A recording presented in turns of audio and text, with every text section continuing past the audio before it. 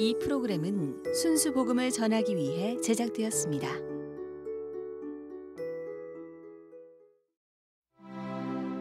(2000년 6월 15일) 분단 55년 만에 처음으로 만난 남북한 두 정상. 그 후 15년이 지났다. 통일시대는 다가오고 있는가? 6.15 남북 공동선언 15주년 의미를 짚어보고 평화통일을 위한 한국교회의 역할을 논하다. 강경민 목사, 이장희 교수, 김준영 교수, 박종수 교수 이들이 출연해 6.15 남북 공동선언 15주년 특집 평화통일을 위한 한국교회의 과제를 논하다.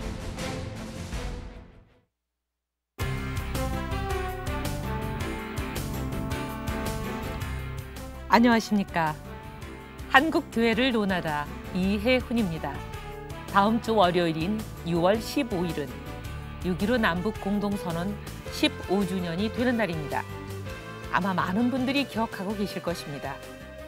지난 2000년 김대중 대통령과 김정일 국방위원장이 분단 55년 만에 평양에서 만났습니다. 이유는 하나였습니다. 갈라진 우리 민족을 평화적으로 하나 되게 하기 위한 노력이었습니다. 그 후 15년이 지나 다시 6월 15일을 앞두고 있습니다만 15주년을 맞이해 추진했던 남북 공동 행사는 무산이 되었습니다. 이러한 때 모든 정치적 이념과 이해관계를 뛰어넘고 조국의 평화적 통일에 기여할 수 있는 건 누구보다도 우리 한국교회가 아닌가 합니다. 교회가 지금까지 어떠한 역할을 해왔고 또 앞으로 어떠한 역할을 할 수 있을지 평화와 통일을 위한 기독인 연대 소속 전문가분들과 함께 고민하는 시간을 마련했습니다. 함께할 패널들을 소개해드리겠습니다. 평화 통일을 위한 기독인 연대죠. 평통기연. 예, 우리 강경민 목사님 오늘 나와주셨습니다. 감사합니다. 네. 그리고 외국어 대학의 법학전문대학원이죠. 우리 명예 교수님으로 계시는 이장희 교수님 오늘 나와주셨습니다. 감사합니다. 감사합니다. 네. 그리고 중원대학교의 국제통상학과 교수님으로 계십니다. 우리 박종수 교수님 오늘 같이 해주셨습니다. 감사합니다. 네, 감사합니다. 그리고 한동대학교의 국제정치학과 교수님으로 계십니다. 지금 김준형 교수님 오늘 자리 나와주셨습니다. 감사합니다. 현재 남북 관계는 경색이 되어 있습니다. 그렇지만 분단 이후 정부의 노력이 없었던 것은 아닙니다. 그동안 남북은 1970년대부터 4차례에 걸쳐서 평화통일 합의문을 발표해 왔습니다. 먼저 우리 이장희 교수님께서 발표 내용들을 좀 간략히 정리해 주셨으면 좋겠는데 부탁드려도 될까요? 예, 네. 이 의원님께서 말씀하신 대로 우리 남북 간의 정부 차원에서 많은 노력이 있어서 가장 중요한 남북 간의 대표적인 4가지 합의가 있었습니다. 하나는 72년 7.4 공동 성명이고 둘째는 91년 남북기본 합의서고 세 번째는 2000년 6.15 남북 공동선언 그리고 네 번째 2007년 14 남북 정상선언입니다. 72년 7월 4일 7.4 공동성명의 가장 큰 우리가 주목할 점은 평화통일에 대한 3대 원칙 자주평화 민족 대단결이라는 이러한 우리 통일의 아주 큰 방향을 제시하였습니다.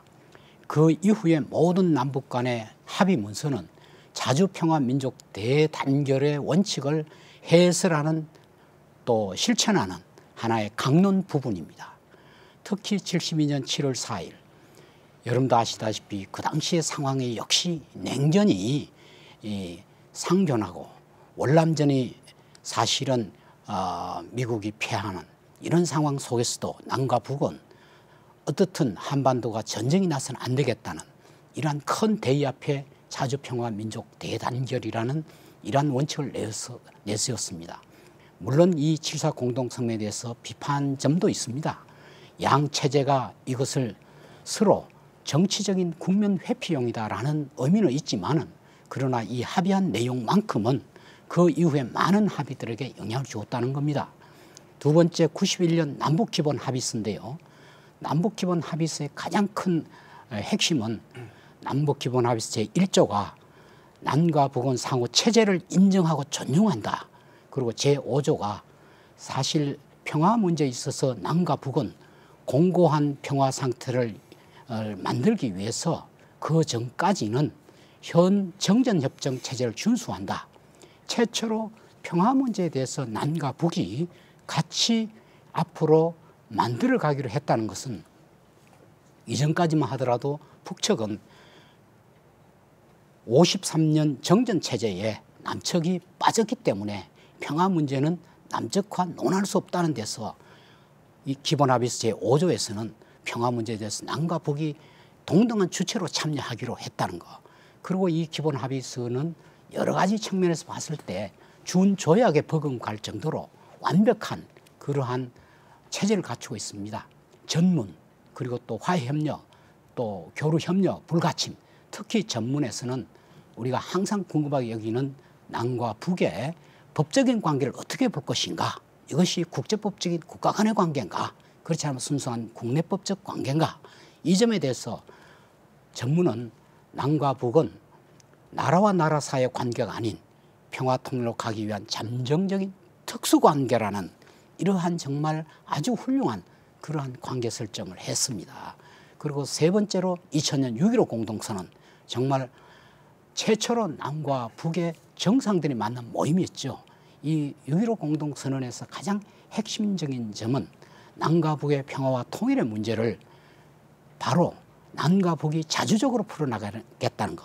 그리고 두 번째는 통일 방안에 있어서도 남과 북이 서로 양보해서 남측의 사실 연합제와 북측의 낮은 단계 연방제라는 이러한 상호의 통일 방안에 대해서는 아예 얘기조차도 하지 않은 남과 북이 이 문건으로 서로 협력하고 양보해 나가는 이러한 훌륭한 문건을 만들어냈고요.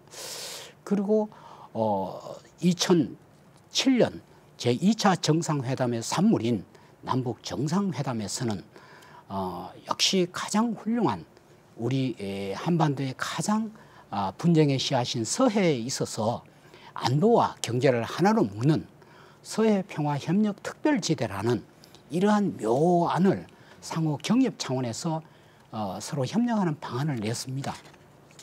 그래서 사실은 이런 합의 문건에 예 가지고 상당한 많은 그런 합의도 얻기도 했습니다만은, 그러나 또 여러 가지 사정에 의해서 현재 남북관계의 진전하는 데서 어려움은 있지만은, 그러나 네 가지 합의 문건은 오늘도 남북 문제를 진전하는 데 큰 기초가 되지 않겠냐, 이렇게 생각합니다. 네. 어떻게 보면 이제 14도 정상선언도 대통령 간의 합의이긴 하지만 그래도 임기 말에 노무현 대통령 임기 말에 채택되다 보니까 좀 실천할 시간적 여유가 좀 부족해가지고 그래도 6.15 공동선언이 제일 그래도 실효성 있는 그런 이제 정상회담이었다고 볼 수 있다, 그런 말씀으로 요약이 되네요. 네, 우리 미국 전문가신데요, 우리 김준영 교수님, 미국 전문가 관점에서는 좀 어떻게 정리가 될 수 있을까요? 네, 저기 아무래도 한국 정치 또 한반도 문제에 시작부터 끝까지 사실은 미국이 가지고 있는 영향력은 굉장히 큰데요. 지금 15년이지 않습니까? 그러니까 세 가지 정도로 나눠봐야 될 것 같아요. 왜냐하면 그 6.15가 됐던 때가 클린턴의 마지막 끝자락이었고요. 그다음에 중간에 부시가 8년이 있었고 지금 오바마 대통령이 있으니까 그 성사 배경들을 보면 이거 이제 우리가 94년에 제네바 합의로 1차 핵위기가 약간 해결 국면을 보였습니다. 근데 문제는 그 이후에 이제 공화당이 이제 의회를 장악하면서, 그리고 98년에 북한이 미사일 실험을 하면서 북미 관계가 별로 좋지 않았습니다. 그래서 그 김대중 정부가 처음에는 그 미국의 조야 그리고 클린턴 대통령까지도 그 부분에 대해서 북한에 대한 어떤 감정이 좋지 않은 상황에서 가서 설득시키고, 또 거기에서 그래서 이루어진 것이 정상회담이고, 그 이후에도 미국을 계속 설득시키면서, 기억나시겠지만 그 조명록 차수하고 올브라이트가 서로 사고 방문하면서 최고위급들이 상호 교차 방문을 했었죠. 그래서 사람들이 이제 한 1년만 클린턴이 더 있었더라면 북미가 수교가 되고 있을 것이라 좀 안타까움이 있었고요. 그리고 이제 그 두 번째는 이제 부시 정부가 아시다시피 이제 9.11도 있었고 북미 관계가 굉장히 나빠지고, 그다음 부시 행정부가 북한은 정권을 교체해야 된다 하기 때문에, 알다시피 이게 이제 6.15 선언에 관해서는 우리가 오히려 그 부분에 대해서 우리가 미국이 북한을 정권 교체한다는 것을 막는 데 급급한, 그러니까 미국이 북한에 대한 강경 정책을 김대중 정부와 노무현 정부가 막아내는, 그래서 한반도에서 어떤 비상사태나 충돌이 일어나지 않는데 많은 노력을 기울였고요. 그다음에 이제 세 번째는 오바마 정부인데요.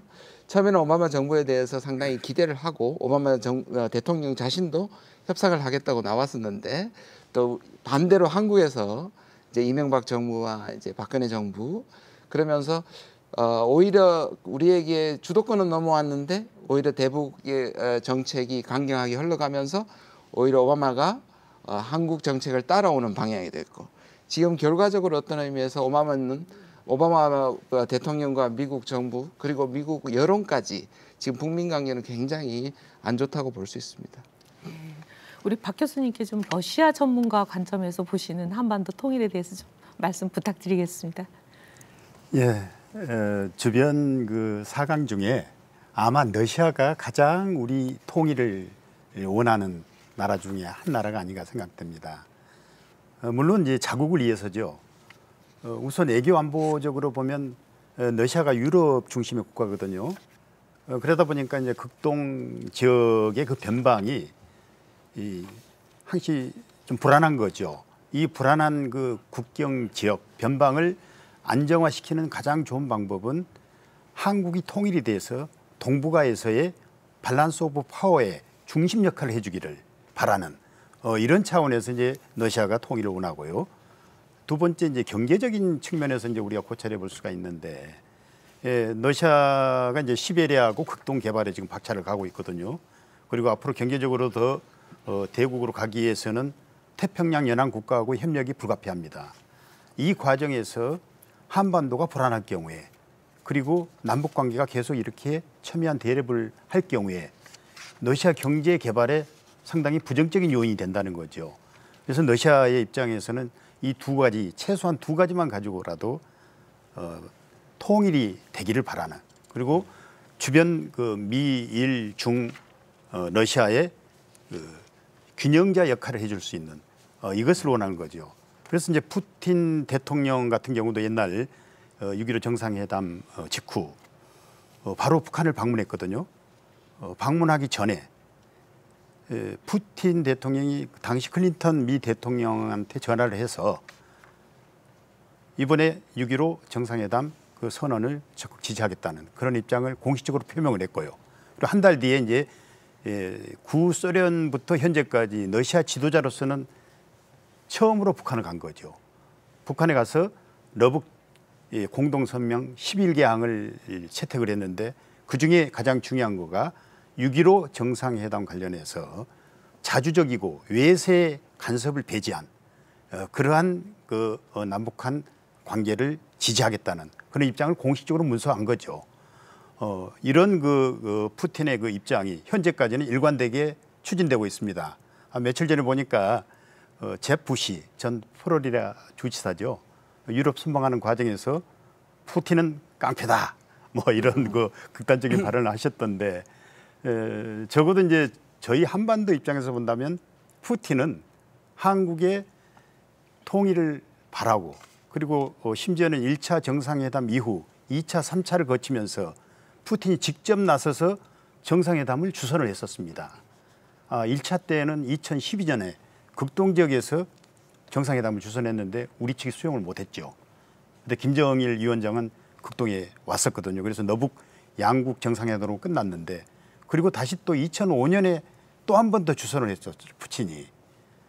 때와 장소를 가리지 않고 남북이 원하는 장소라면, 그리고 시기라면 아무 때라도 주선해 줄 수 있고, 이미 당시 김정일 위원장은 동의를 했다 때문에 이제 한국 측만 동의하면 된다고 했었는데 결국 우리가 수용을 못했었죠. 이런 차원에서 볼 때 러시아만큼 한국의 평화와 안전, 통일을 바라는 나라는 아마 주변 국가 중에 없을 거라는 게 제 생각입니다. 이제 미국 전문가 또 러시아 전문가 말씀을 들어봤는데요. 이제 한국교회 입장에서 그동안 6.15 공동선언을 비롯한 이 한반도 통일 문제에서 어떻게 보고 계시는지 우리 강 목사님께 좀 말씀을 여쭙겠습니다. 네, 우리 통일 문제에 있어서 우리 한국 사회 자체가 진보와 보수의 그 갈등이 굉장히 심각하지 않습니까? 근데 이제 최소한도로 우리 교회가 복음의 능력을 가지고 네.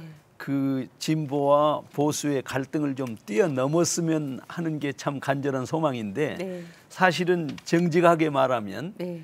한국 사회의 진보와 보수의 갈등보다도 네. 한국 교회 내의 진보와 보수의 갈등이 훨씬 더 깊고 광범위하다. 네. 이게 참 슬픈 현상이죠. 네. 그런 입장에서 보면은 한국 교회가 어떻게 반응했다라고 말할 수는 없고 네. 그것도 역시 이제 두 진영이 어떻게 대면했는가 하는 걸 말해야 하는데 네. 그 보수 진영 교회 네. NCCK를 중심으로 한 보수 진영 교회는 88 기독교 선언을 중심으로 네. 그러니까 1991년이 남북 기본 합의서가 발표된 때 아닙니까? 네, 네. 그러니까 88 선언은 그보다 한 2, 3년 빠르거든요. 네. 그런 각도에서 보면은 진보 진영은 한국 그 사회의 통일 운동을 아주 주도적으로 선도한 그룹이었다. 이미 그 88 선언에 자주 통일, 평화 통일, 단계적 통일 이야기가 다 담겨 있거든요. 이제 그런 면에서 보면은 진보주의 교회는 한국 통일 운동을 선도하고 주도해 왔다. 이렇게 평가할 수 있겠고요. 이제 이 보수주의 교회는 항상 그 문제가 걸렸습니다. 북한의 통일 그 전략이 변화됐다. 이렇게 생각하지 않고 숨겨져 있다. 이것은 전략적일 뿐이다. 그러니 북한의 평화 통일, 자주 통일 이런 것은 뭐 거의 거짓된 것이다. 이런 판단을 전제하고 있었기 때문에 항상 좀 평화 통일, 이 변화된 한반도에 대해서는 경직된 태도를 보여온 게 우리 한국 보수주의 교회의 입장이라고 생각이 되거든요. 문제는 한국 교회 전체적인 지형으로 볼 때 보수주의적 입장이 80% 정도 되는 것, 이게 참 문제지요. 그래서 한국 교회는 전반적으로 이 새로운 한국 그 평화 통일 운동에 상당히 보수적이었다. 이렇게 평가하는 게 옳지 않겠나 싶습니다. 근데 이제 교계가 통일에 대해서는 다 이제 공감이 있지만 통일이 이제 평화 통일이 되고 민주주의 통일이 돼야 되는 거지. 이제 보수들이 말씀하시는 것은 이제 우리가 북한식으로 통일되면 안 되지 않느냐, 아마 이런 뜻이겠죠. 네. 거기서 생각의 차이가 있지 않을까 하는 생각이 듭니다. 사실 이렇게 돌이켜보면 이제 참으로 어렵게 4차례나 남북 정상회담이 이루어지고 평화 통일 합의도 했고 그런 많은 노력이 있었음에도 불구하고 왜 이렇게 극심한 대립이 우리 사회 안에도 있다고 말씀을 하셨고 또 우리 사회보다 더 극심한 대립이 우리 한국 교회 안에 있다고 말씀을 하셨는데 왜 이런 대립이 계속되고 있는지 한번 원인을 서로 한번 오늘 말씀을 해보는 시간을 가졌으면 좋겠습니다. 누가 먼저 말씀을 해주시겠어요? 우리 목사님 말씀하실래요? 예. 네 번의 이 합의를 보면은 네. 기본적인 전제가 있지 않습니까? 네, 우리는 네. 서로 다른 체제를 인정한다. 네. 이건 굉장히 중요한 기본적인 전제거든요. 네. 근데 사실은 지금 세계사적인 흐름으로 보면은 이데올로기의 종말. 네. 그래서 그 북한의 그 이념이라든가 북한의 정치 체제라는 게 세계적으로 이해할 수가 없는 거거든요. 네. 그런데 우리는 이해한다고 그랬거든요. 이것은 미국이나 일본이나 유럽이 전혀 이해할 수 없는 상황이죠.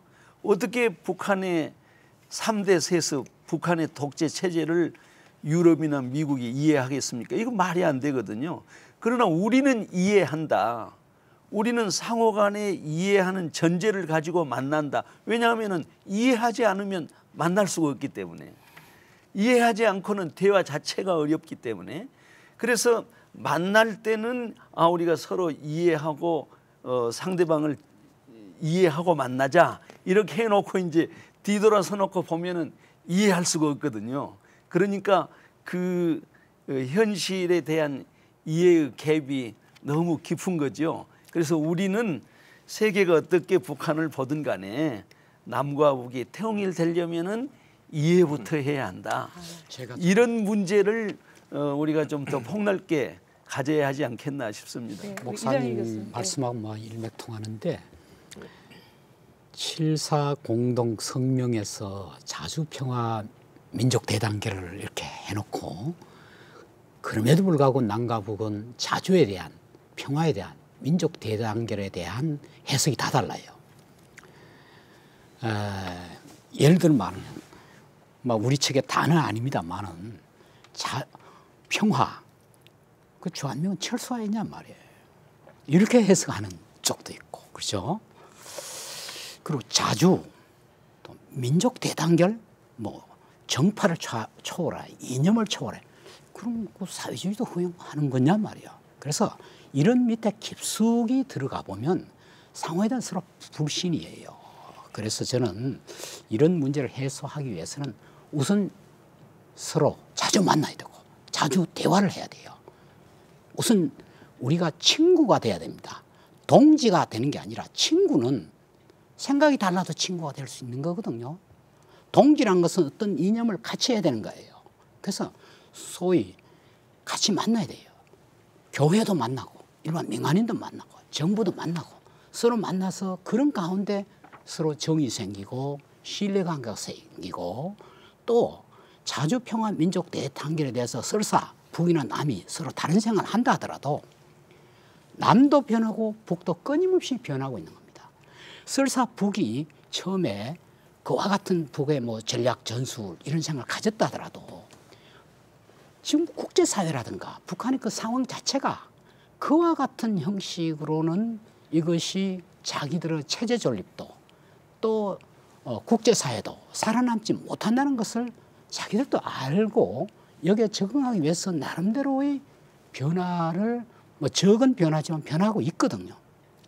남쪽도 마찬가지입니다. 그래서 저는 자주 만나고 해야 된다 이렇게 생각합니다. 두 가지를 얘기하고 싶은데요. 하나는 이게 전반적인 국제정치, 제가 국제정치를 전공을 하고 있는데요.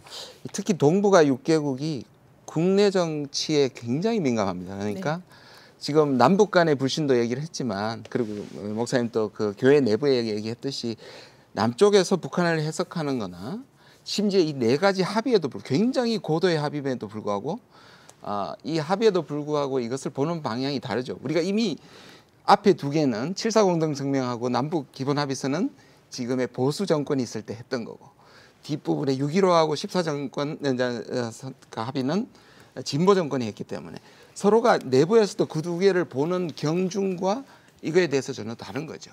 그런 부분에서 또 이제 이어지는 게 뭐냐면 우리는 합의의 제도화의 수준은 매우 높은데 실천은 매우 낮아요. 한 가지 대만하고 비교를 하면요. 2000년 6.15 했을 때 대만 사람들, 중국 사람들이 매우 부러워했습니다.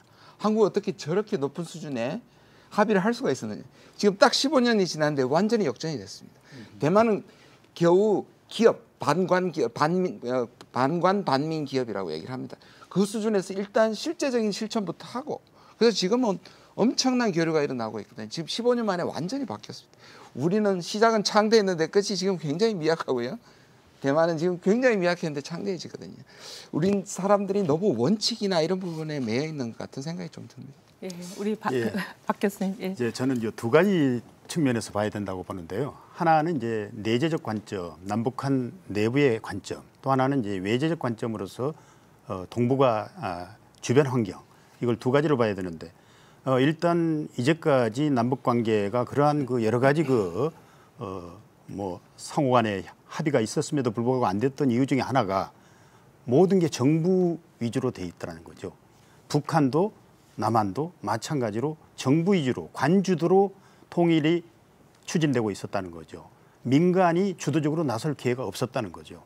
이 문제가 가장 큰 문제고 특히 이제 독일하고 비교해서도 그렇거든요. 독일의 통일의 원동력은 어떻게 생각하면 교계가 나섰거든요. 기독교회가 나서서 사실은 통일의 모든 분위기를 다 조성을 했던 거죠. 이 문제를 이제 저희들이 한번 좀 관찰을 해볼 필요가 있고요. 두 번째 이제 외적 관점에서 볼 때 어차피 한반도는 그 주변 사강에 의해서 이제까지 영향을 받을 수밖에 없었고 우리가 지금 분단이 됐던 것도 우리가 원해서 된 게 아니잖아요. 또 통일도 마찬가지로 우리의 힘만 가지고는 저는 한계가 있다고 봅니다. 주변 사강의 힘의 논리에 의해서 이루어질 수밖에 없는데 그동안에 그러면 외교적 노력을 얼마나 했는지 비근한 예로 냉전 당시 때는 미소 슈퍼파워에 의해서 모든 것이 이루어졌었습니다. 그때는 우리가 미국의 입장만을 같이 동조를 하면 됐었거든요. 그러나 냉전 체제가 붕괴가 되고 구소련하고 이어 2년 뒤에 중국하고 수교를 했었잖아요. 소위 사회주의 종주국인 그 대표적인 두 나라하고 수교를 하면서 냉전 체제가 붕괴가 됐거든요.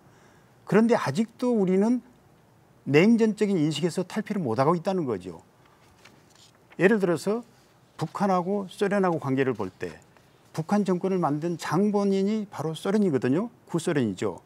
모든 영향력과 인프라와 소프트웨어, 하드웨어까지 다 구소련이 만들어준 거예요. 지금도 그 영향력은 과소평가할 수 없는 거죠. 이런 그 냉전 체제 붕괴에 따른 주변 환경을 우리가 제대로 활용을 못하고 있는 거죠. 지금도 보세요. 러시아하고 지금 북한하고 지금 최상의 관계를 하고 있거든요. 북한 철도 3,000km 개보수를 지금 러시아가 지금 하고 있어요. 만약 우리가 거기에 관여를 한다면 우리는 엄청난 시너지 효과를 가질 수 있는 그런 여건임에도 못하고 있는 그 한계에 있다는 거죠. 이런 점을 고려해서 외교적 측면에서도 저희들이 잘 헤쳐나가는 지혜가 필요하다는 겁니다. 우리 이제 박 교수님께서 자연스럽게 이제 말씀을 해주셨는데 사실 오늘 이제 저희가 이렇게 토론을 하는 이유가 이제 통일 과정에서 평화 통일을 위해서 한국 교회가 어떤 노력을 해야 되고 그동안 어떤 역할을 해야 했나 오늘 이 말씀을 좀 나누고 싶은데요. 사실 이제 사회적인 전반적인 얘기들은 이제 많이 해주셨는데 한국 교회가 어떤 역할을 해왔으며 이런 또 앞으로 어떤 역할을 해야 될지 좀 자연스럽게 얘기를 이어나갔으면 좋겠습니다. 그동안 한국 교회들 역할에 대해서 좀 우리 강 목사님이 먼저 말씀을 해주실래요? 어떠신가요? 네, 아까 말씀드린 것처럼 네. 우리 진보주의 진영의 교회는 네. 항상 그 통일 문제를 좀 주도적으로 네. 선도해온 입장이었고 네. 그 대표적으로 이제 91년에 기본 합의서가 있었는데 89년에 네. 우리 문익환 목사님이 호롤단신 방북해가지고 네. 김일성 주석과 이렇게 껴안는 모습을 우리가 봤잖아요. 네. 그거는 이제 그때 당시 우리 생각으로는 굉장히 충격적인 모습이었는데 사실은 북한의 문화, 북한의 그 독재 시스템 하에서 한국의 목사님이 가셔가지고 김일성 주석을 덜컥 이렇게 껴안는다라는 것은 정말로 있을 수 없는 그런 충격적인 사건이었거든요. 그러니까 이 문익환 목사님의 그 생각은 복음의 정신으로 네.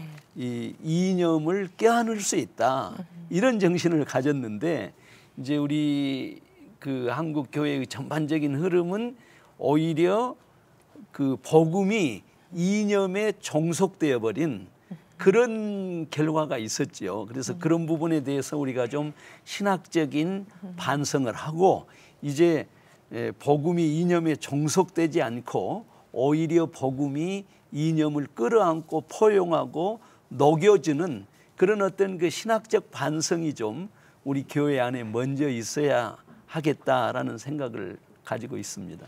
제가 좀 네, 교수님. 사실 목사님 참 정확한 지적을 하셨어요. 91년 남북 기본 합의서를 만드는데 이 한국 교회가 대단히 큰 역할을 했어요. 아시겠지만 88년 노태우 대통령의 77 선언이 있었고 그러나 88년 그 이전 전후를 해서 남측의 교계가 WCC를 통해서 북측의 조선 기독교연맹을 일본과 제네바에서 번갈아 가면서 상당한 물밑적인 이러한 그 기본 합의서에 대한 서로의 초안 작업들이 있었습니다. 아시겠지만 88년 노태우 대통령이 77 선언은 글자 그대로 선언입니다. 상당히 앞선 그런 정말 정책이죠. 남과 북의 교류협력에. 그런데 그러나 법령은 국가보안법 그대로 있는 겁니다. 그래서 노태우 대통령이 89년에 바로 문익환 목사 또 임수경 뭐 이렇게 있었을 때 이게 보수 쪽은 실천법에 의해서 당연히 처벌이 되는 거 아닙니까? 그리고 또 정주영 현대 회장의 소위 그 방법이 있었단 말이에요. 그래서 그 당시에 재밌는 것이 정규영 회장의 그 방북은 이건 처벌되지 않았고 문익환 목사의 방북은 처벌이 있단 말이에요. 그래서 이쪽에서 왜 그러면 정규영 회장은 처벌받지 않았냐? 이것은 법적으로 통치 행위다. 이쪽은 이제 통치 행위다. 뭐 이렇게 했는데 제가 말하고 싶은 것은 바로 이 같은 교회의 어떤 물밑 작업들이 전부 밑에 있어서 결과적으로 정부 입장에서도 정책 선언을 했지만 이걸 법을 바꾸지 않으면 전북 국가보안법에 의한 실정부 위반이 돼서 89년에 남북교류협력 시행령 방침 같은 걸 만들었다가 90년에 남북교류협력법이 바로 이 교회의 이 여러 가지 요구라든가 이런 움직임 때문에 만들어지는 거예요. 그 남북교류협력법 제2조가 남과 북의 교류가 남과 북의 평화에 도움이 된다고 인정될 때는 타법에 우선한다. 이게 국가보안법에 우선한다는 겁니다.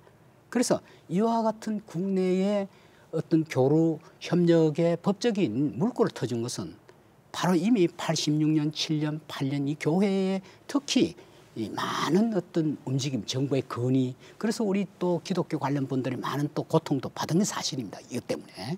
그래서 교회가 91년 남북기본합의서를 탄생하는 데는 굉장히 많은 역할, 90년 남북교류협력법, 법령으로 정부가 이걸 만들어서 현 국법법을 그대로 두면서 이 특별법으로 이걸 제정하게 된 것도 교회의 역할이 크다. 저는 그렇게 생각합니다.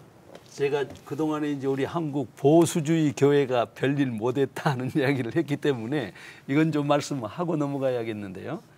1992년에 NCC 그 권오경 총무님이 김일성 주석을 만나가지고 남과 북의 나눔운동에 한국 교회가 중심에 서겠다 이렇게 약속을 했습니다. 그리고 그 약속의 결과로 1993년에 남북 나눔이라는 NGO가 결성이 됩니다. 그리고 1993년 그 남북 나눔운동이라는 그 NGO가 결성된 다음에 어떤 사회 단체보다도 NGO보다도 한국 기독교회가 그동안에 정말로 남북 나눔운동을 실제적으로 많이 했습니다. 그것은 뭐 통일부 기록을 보면은 정확하게 나타납니다. 그런데 그 남북 나눔운동에 홍정길 그 회장을 지금까지 맡고 계신 홍정길 목사님이 어느 기자회견에서 기자가 그 북한에 쌀을 보내지 않은 것에 대해서 어떻게 생각하냐 그렇게 이야기하니까 그 쌀 보내야 한다. 그리고 그 쌀이 군량미로 그 전환된 것에 대해서 어떻게 생각하냐 하니까 그럼 북한 군인은 대한민국 동포 아니냐 이렇게 대답을 하셨어요. 그러니까 이제 1993년 남북 나눔운동은 주로 이 보수주의 교회들이 많이 참여를 했는데 남북 나눔운동에 주체적으로 참여하고 있는 한국 교회는 그런 그 이념의 벽을 넘어선 그런 또 그 역사를 가지고 있습니다. 우리 보수주의 교회가 항상 잘못했던 것만은 아니라는 것을 말씀을 드리고 싶습니다. 네. 이제 보수주의 기독교들이든 아니 교회들이든 뭐 진보적인 기독교 교회들이든 어쨌든 간에 통일을 위해서 노력하자 이거에는 공감대는 있는 것 같아요. 근데 각자 방식과 전략의 차이가 좀 있지 않나 그런 생각이 들고요. 지금 여러분께서는 CTS 생방송 한국교회를 논하다와 함께하고 계십니다.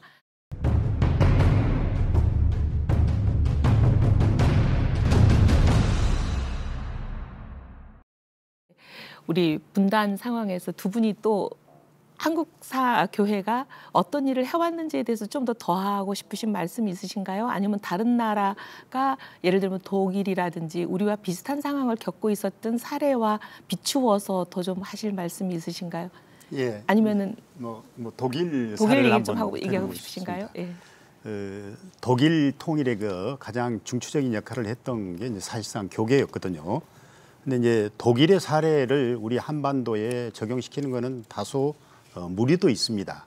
왜냐하면 독일 같은 경우는 동서독이 교회의 역할이 다 공히 상당히 주도적인 그런 역할을 할 수 있는 여건이었거든요. 근데 우리는 지금 북한에 교회가 없잖아요. 형식적인 교회가 있지만 그 역할이 매우 미미하고 그런 차원에서 독일의 사례를 그대로 한반도에 적용하는 데는 한계가 있습니다. 그렇지만 우리는 이제 벤치마킹 할 필요가 있는 게 독일의 경우에 정책과 예산은 서독의 연방정부가 모두 다 기획을 했거든요. 그리고 예산 집행이나 이거는 소위 독기총, 또 이름이 좀 이상합니다만 독일 기독교총연합회 교계를 대표하는 독기총이 다 집행을 했습니다.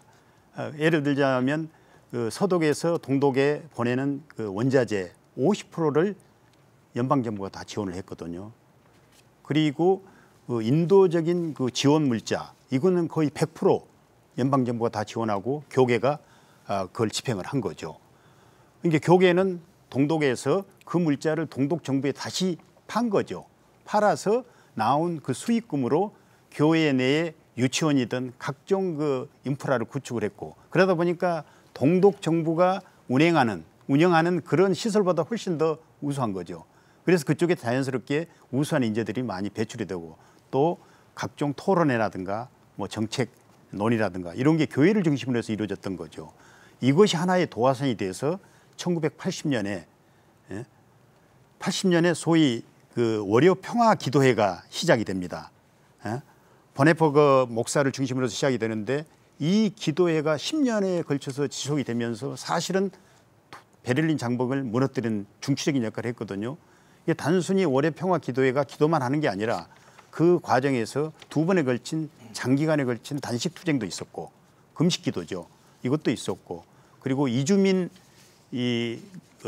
위한 그 자유를 허용하는 그러한 그 시위에도 적극적으로 가담을 했었고 무려 7만 명의 독일 국민들, 동독 국민들이 참여를 한 거죠. 결국 그 7만 명의 그 이주민 자유화를 위한 그런 그 대규모 시위가 베를린 장벽을 무너뜨리는 데 결정적인 역할을 한 겁니다. 그러다 보니까 결국 교계가 통일의 모든 그 소프트웨어, 인프라를 사실상 깔아준 거거든요. 그럼 우리는 그게 안 되겠느냐. 물론 지금 북한에 우리가 그렇게 할 수 있는 카운터파트도 없고 그나마 저희들이 한번 생각해 볼 수 있는 부분이 주변 환경이 여러 여타 국가들로 이제 쌓여 있잖아요. 그중에 대표적인 나라가 이제 러시아인데 러시아가 유일하게 그 북한에 러시아 정교회, 정백교회라 그러죠. 그 교회를 2006년에 완공을 했거든요. 이 교회가 러시아하고 북한 간에 아주 협력의 가장 그 상징적인 그런 그 기능을 지금 하고 있는 거죠. 그러면 우리는 다이렉트로 북한의 그 교회하고 카운터파트가 안 될 경우에 러시아의 정백 교회를 통해서 얼마든지 협력이 가능한 얘기죠. 러시아 입장에서도 그거를 할 수 있는 입장이 돼 있습니다. 우리하고 얼마든지 협력을 하겠다는 그런 준비가 돼 있거든요.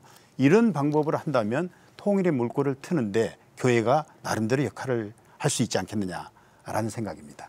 아니 근데 저는 그게 불가능하다는 생각이 안 드는 게요. 지금 말씀 중에 독일은 그런 이제 교회라는 인프라가 이미 동독에 깔려 있었으니까 가능했지만 우리는 그런 카운터파트가 없어서 가능하겠느냐 그러셨는데 물론 북한 내에 뭐 지하교회는 있지만 그런 공식적인 교회가 없다 하더라도 우리가 이쪽에서 한국 교회가 남한에서 지원을 하는 많은 NGO든 단체를 가지고 있지 않습니까? 우리가 지원을 하면서 거기에 유아원이든 타가소든 뭐 다른 여러 가지 기관을 설립하고 지금 평양 가기대도 있잖아요. 이런 우리가 지원하는 기관들을 통해서 그런 유사한 형태로 우리가 할 수 있지 않을까요? 저도 그거 부분에서는 100% 동감인데요. 이제 저는 이제 교회와 교회의 그 직접적인 어떤 교류를 이제 말씀을 드렸던 거고 유사한 모델을 갈 수 있겠죠. 유사한 예로 개성공단 같은 경우는 이거는 통일의 모판이거든요. 저는 하나님 주신 가장 큰 선물이 바로 개성공단 같은 그런 시스템이라고 보죠. 이미 개성공단에 우리 그 기독교계에 기업이 들어가서 주는 급여가 지금 개성공단에 월 급여가 70에서 150불 정도 되잖아요. 근데 우리 기독교계 기업이 주는 거는 가장 높은 급여를 주거든요.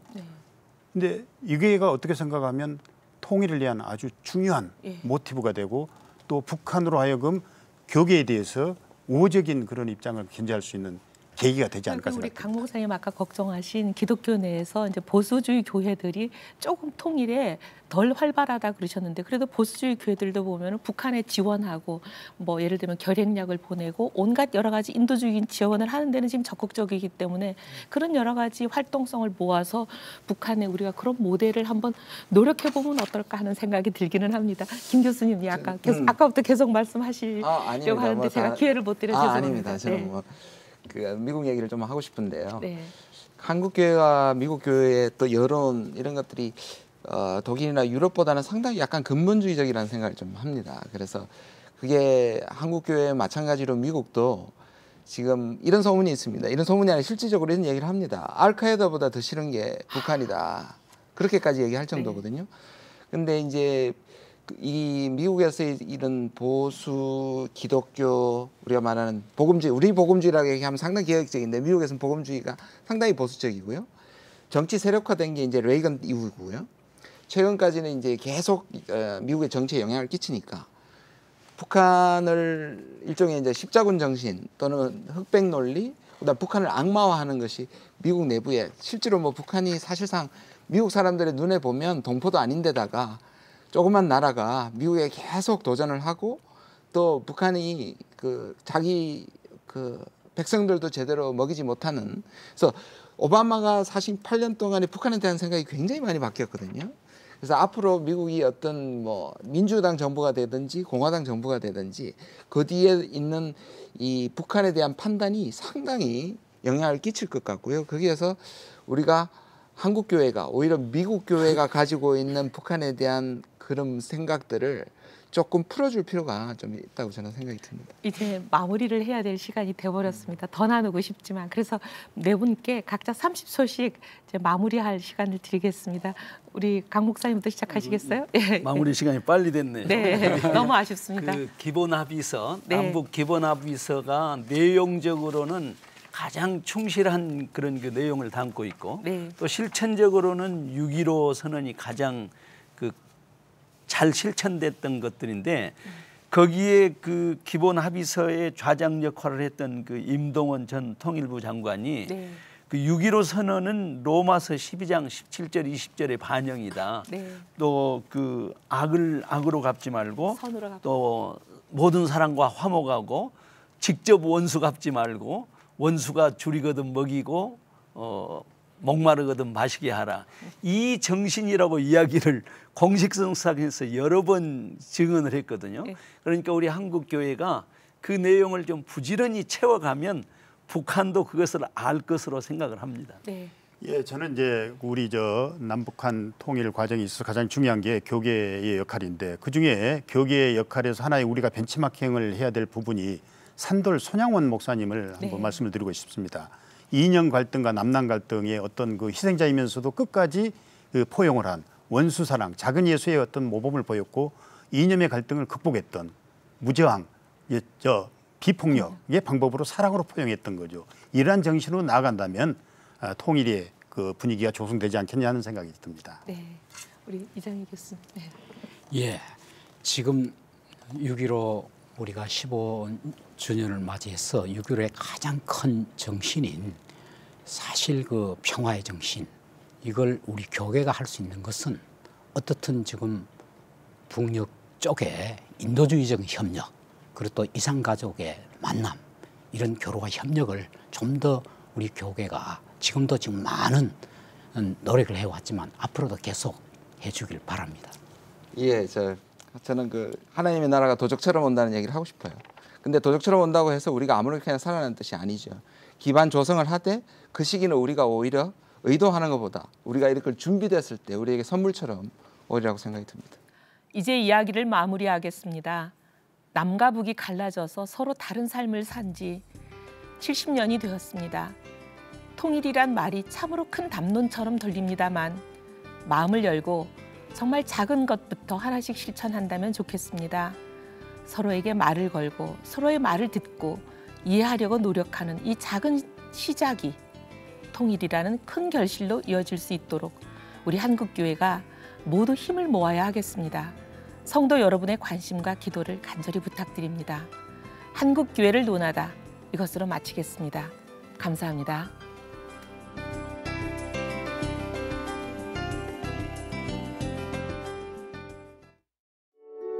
이 방송을 보시고 영상 선교에 참여하실 분은 ARS 060-800-1111번을 눌러주세요.